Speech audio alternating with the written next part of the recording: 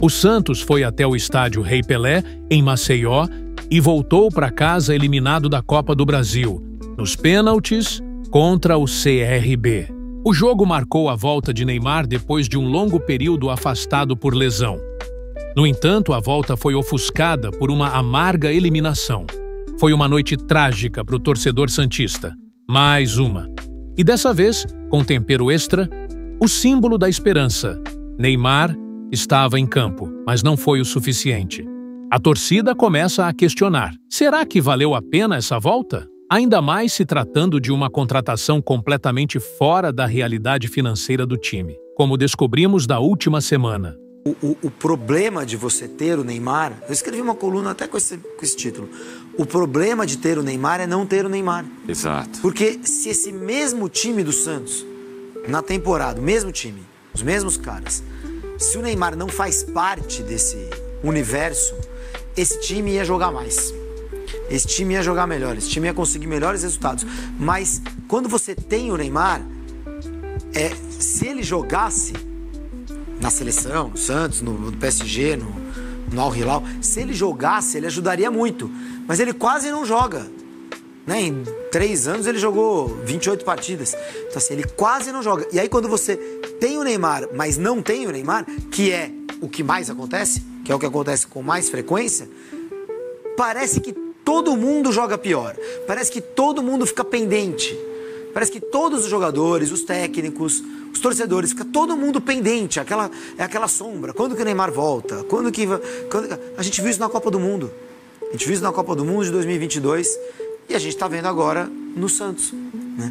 Fica uma pendência do Neymar. Aí quando ele entra, todo mundo melhora. Parece que é aquele alívio, né? Ufa, finalmente aquele momento chegou. Mas esse momento ele é muito raro, ele é muito intermitente. O Neymar joga uma, não joga 2 meses. Aí ele joga 4 partidas, aí infelizmente, né? Não é culpa dele, mas é também culpa dele, porque também é isso aí. Em vez de fazer fisioterapia, vai pra Kings League, vai pro Carnaval e etc. Então também é culpa dele, sim. Agora, infelizmente pro Santos, ele raramente consegue ajudar. Hoje não deu tempo de ajudar o suficiente. Ele fez o pênalti dele, né? Bateu. Foi o primeiro do Santos, ao contrário do que aconteceu na Copa do Mundo. Ele bateu o primeiro. E aí não é culpa dele, é culpa do treinador nessa. A culpa foi do Tite. O Kleber Xavier aprendeu. O Kleber Xavier aprendeu a lição. Estava lá. Estava lá. O jogo foi no estádio Rei Pelé, em Maceió, e terminou empatado em 0-0 no tempo normal. Era a estreia de Neymar em seu retorno simbólico ao Santos, e a expectativa era enorme. O camisa 10 entrou em campo aos 20 minutos do segundo tempo e mostrou disposição.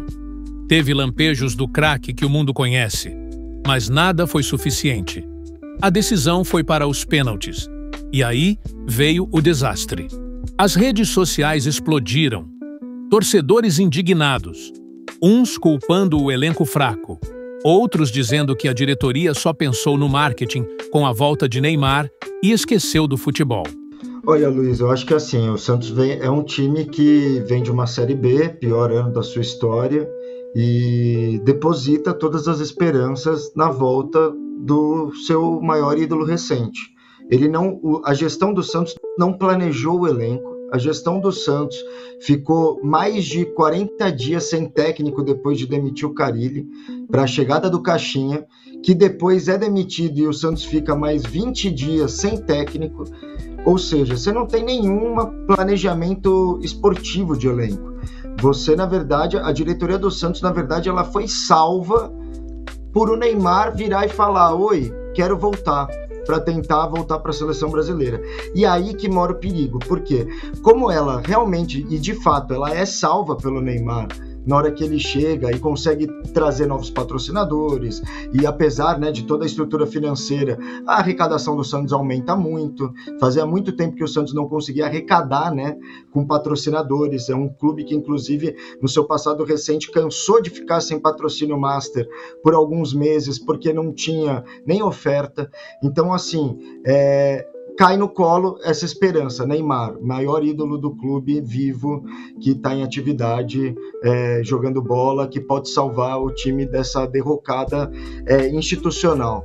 E aí vira esse problema, porque o Neymar se lesiona, e a gente esperava isso mesmo, principalmente depois da sequência que ele teve ali, que foi muito puxada no Paulistão, jogando em campo pesado, vindo de 2 anos praticamente em inatividade, né, inativos, e aí você começa a ficar nesse anseio, porque o grupo já não acredita mais no grupo sozinho, o grupo só acredita com a liderança dele, porque é normal isso dele, ele é um baita jogador.